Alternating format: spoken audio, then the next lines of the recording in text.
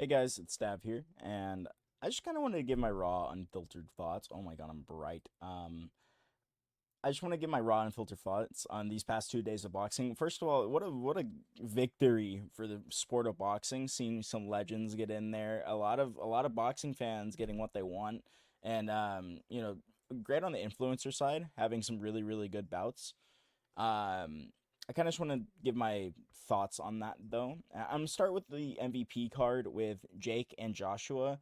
First and foremost, Nikisa Bendarian and Jake Paul know how to put on a show. It was 100% entertaining all the way through. Their post fight build up, the boxing bouts uh, at the actual open workout. The Natalie No Love Dove fight I think was really good.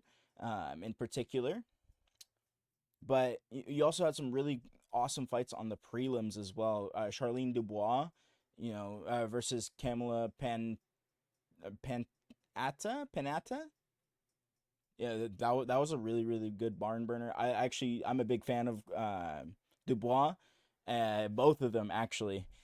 Um, so yeah, that was a really good bout. And of course, you also had Tyron Woodley and Anderson Silva step in there. Like he fainted a kick and got dropped by a nasty right hook by Anderson Silva. Tyron Woodley, I don't think should box again unless he has a full training camp. This is now twice where he's been brutally KO'd inside of the inside of like the fight when he hasn't had a full training camp. I think if he wants to fight, he should line up an opponent. Maybe someone like a KSI in a rematch, or someone big and that can match the weight. Where Woodley would be at, maybe like a 190, 185 catch weight. Would be really good for him, but I don't think he should box again. It's kind of unfortunate. You've been brutally KO'd those 3 times. Jamal Harvey looked really good in his second professional bout against Cervantes. Cervantes, is a tough Colombian.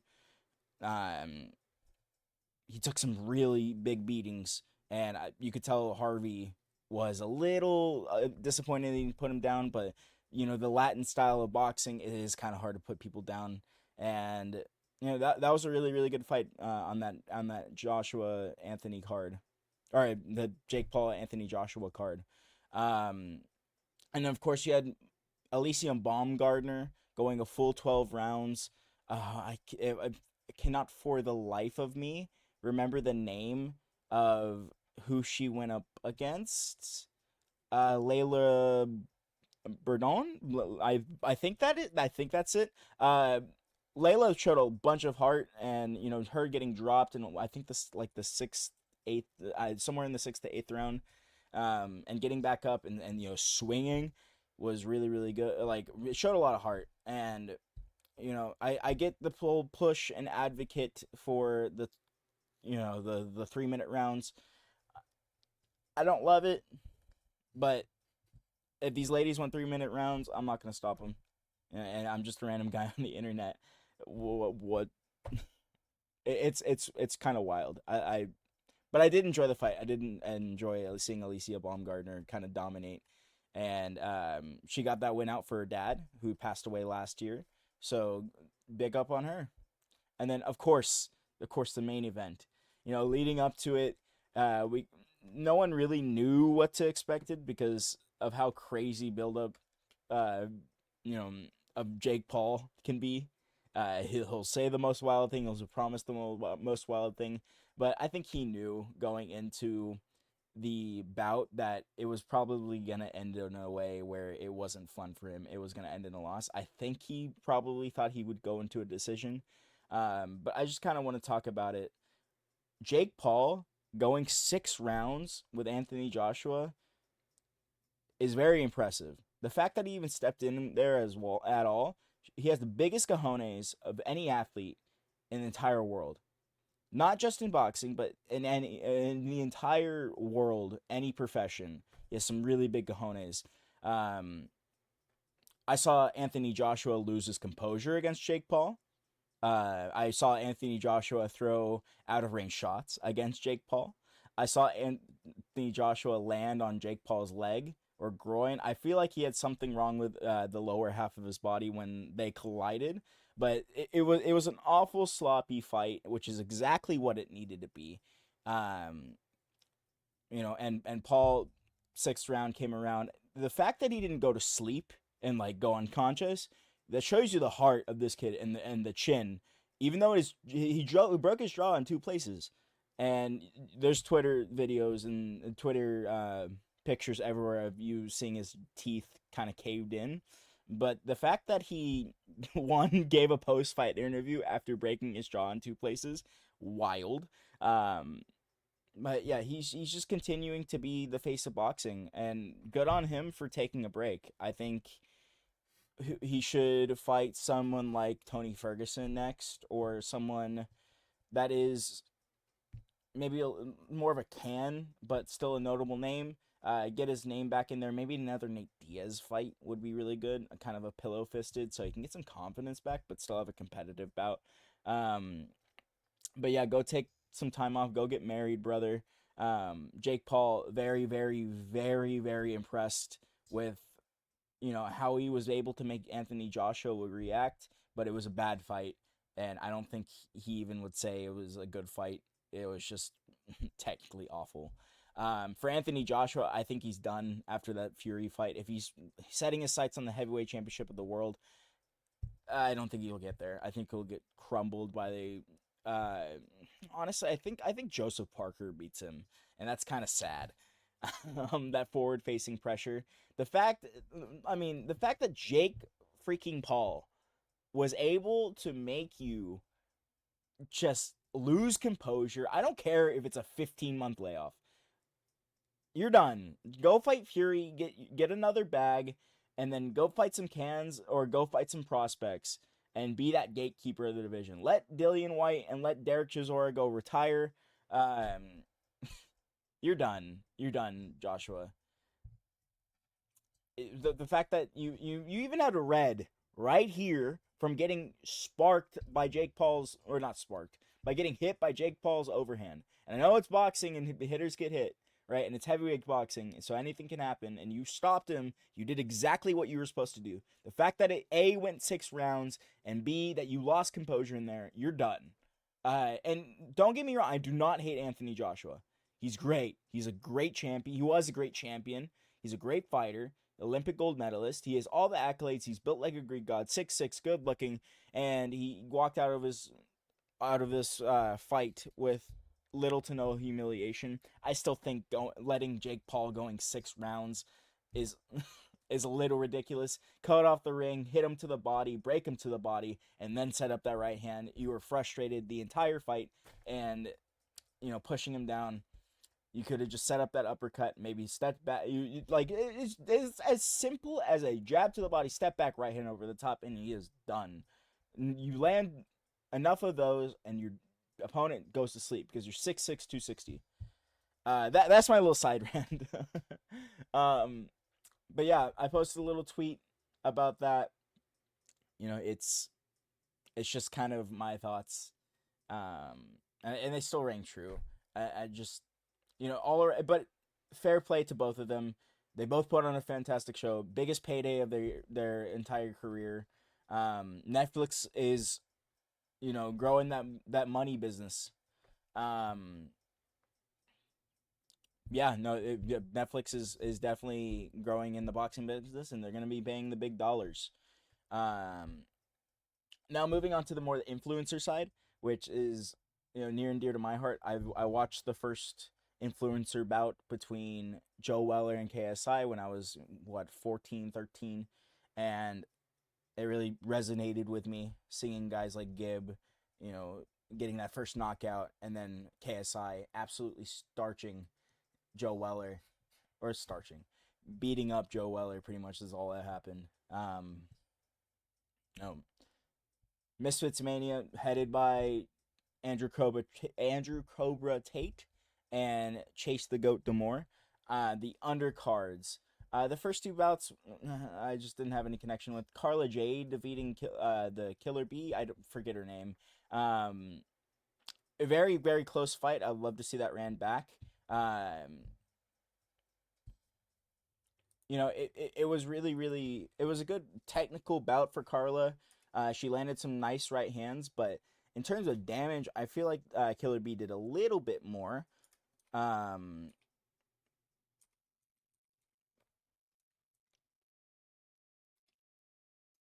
yeah, I think she did a little bit more in that fight. Um, and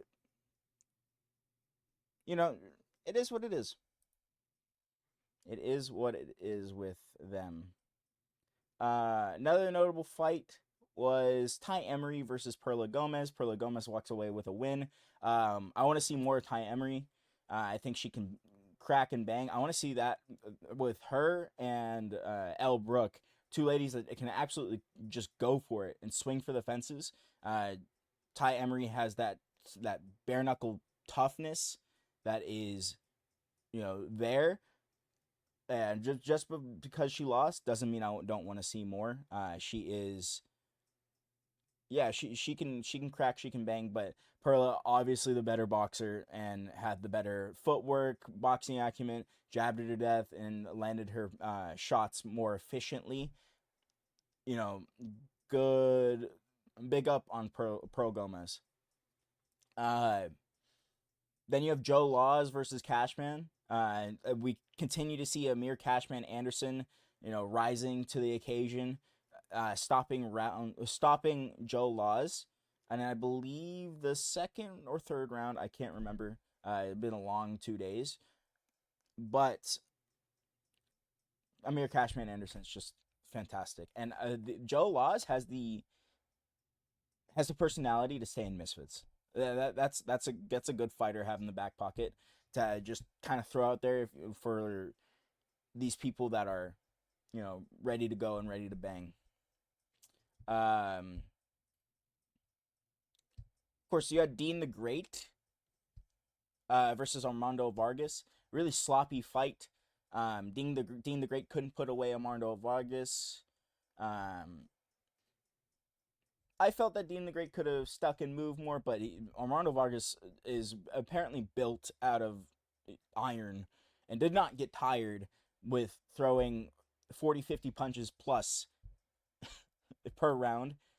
He's built different with cardio. And I think Dean could have landed some more uppercuts. He could have worked the body to sap that energy, but he just didn't. He didn't go away until the very, very end. And if Armando Vargas is going to continue to fight like that, when the rounds get longer and you get a little better, a stronger, better fighter, Fox G actually went up to him, and you know that could potentially happen. I have Armando Vargas in that. I think Fox G hasn't really been tested. I mean, I don't think Craig Cray's too much of a big test for that lightweight division. I think he needs to go down one. I don't even know if there is one. You also had Niraj Goyat. I hope I'm saying that right. Versus Anthony Taylor. Anthony Taylor looked flat. Niraj styled all over him, pointed him out. When I mean pointed him out, he just landed more. He was flashier. It was all pity patter, slap shots. Niraj Goyat, just outpointed Anthony Taylor, and Anthony Taylor thought he won. That was the big thing. He started taunting. He started, getting that back and forth going. Um, Kind of not fair to Anthony Taylor because he was uh, training for MMA and then switched to boxing. But I wish we saw more of that dog Anthony Taylor where we kind of see him goad in opponents and then crack that right hand. But we kind of got the old Anthony Taylor where he runs in and excuse me starts the pressure. Um, so yeah, that was really really fun to see. Nick LMAO versus Ben Williams. Ben Williams looked fantastic for that welterweight division.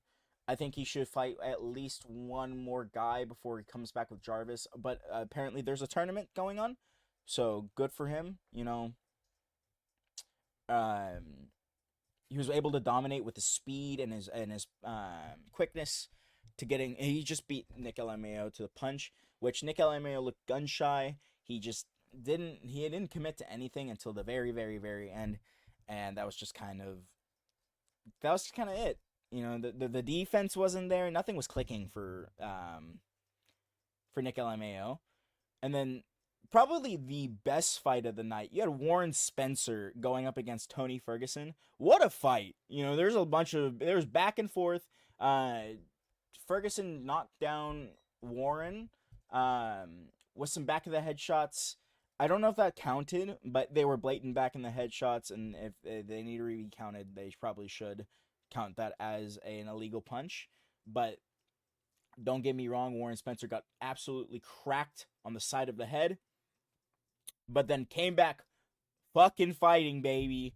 Whoa, okay. Yeah, no, he did what he had to do. That was a really good fight, and glad to see them both in the right headspace. He even hurt Ferguson, which is really hard to do. If you've seen any of Ferguson's MMA matches, especially Prime El Kakui, you couldn't hurt that guy. He was made of steel. But he hurt him to the body, which is a great a great piece of information for a potential bout against maybe a guy like Gibb. I think Tony Ferguson and Gibb would be such a good fight. Um, but you saw the old man Ferguson kind of come out during the end, and his hand started to drop, which allowed Warren Spencer to absolutely crack them. And at the very end of the fight, I think Ferguson kind of got his composure and landed a beast of a right hand on Warren Spencer's temple, and it should have been lights out right then and there. But he has so much heart. He stood up until the final bell. It was like 10 seconds left, so he could just kind of avoid getting hurt at that point. But what a fight. And I believe that was fight of the night. They both deserve that prime bonus, whatever it is, from Mams Taylor. It was just so good. And then finally, the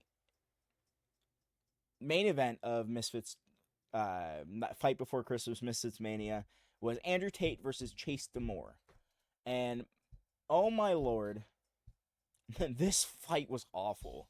This fight was so bad. A lot of clinching, just to put that out there. But I think that was more strategic on Chase Demore. I don't know if he realized he was doing it or not, but he was weighing down Andrew Tate. Andrew Tate gassed within the first 6 minutes of the fight. Everything going right for him. I think he probably packed on too much, and you know he's close to what 40. He's in his late 30s, mid 40s, or early 40s, and it really showed. It really showed. You know, he should have invested into the cardio instead of just kind of sparring every day. I feel like that's all that happened. But just walking around at what I can't imagine above 215, 205 for Andrew Tate. It was kind of hard to see, and of course Chase Demore walks out with a victory, the most undeserving victory, and calls out Tommy Fury. I love the confidence. I think he's a very cringe fighter. Um, Tommy Fury would knock the fucking shit out of Chase Demore. That would be jab to the head, jab to the tummy, right hand. He's so far back, the right hand will. If the arms don't go out, Tommy Fury knocks him spark out. But we also said that about Andrew Tate. So, you know, Chase showed a lot of heart, a lot of toughness. I wish he worked the body more. He could have gotten him out way earlier. There's like no turnover on his punches. It pisses me off that he's the champion. Bring back what was his name? I think it's Tempo Arts that just swung, bro, and that will be a good fight. But just the Misfits heavyweight division isn't that good, unfortunately. And Chase Demore is a byproduct of that. If that's the champion, he's like a very bad amateur, if that makes sense. He's a guy that knows how to theoretically fight, but every time he steps in, it's just like noodle arm Wacky inflatable noodle arm man. I don't know. I forget it. Yeah. So just kind of wrap up my thoughts. I thought the MVP card was awesome. Seeing these old legends mixed with the female boxers, mixed with these young Olympians, getting their shine, and of course Jake Paul putting up 6 rounds against Anthony Joshua, and good on him for taking a break. Joshua's done being a champion, like a aspiring champion. He'll go down in the record books. He's great. He's one of the greatest heavyweights to ever do this. But it kind of just is what it is. If you allow 6 rounds against what should be a decent tier amateur,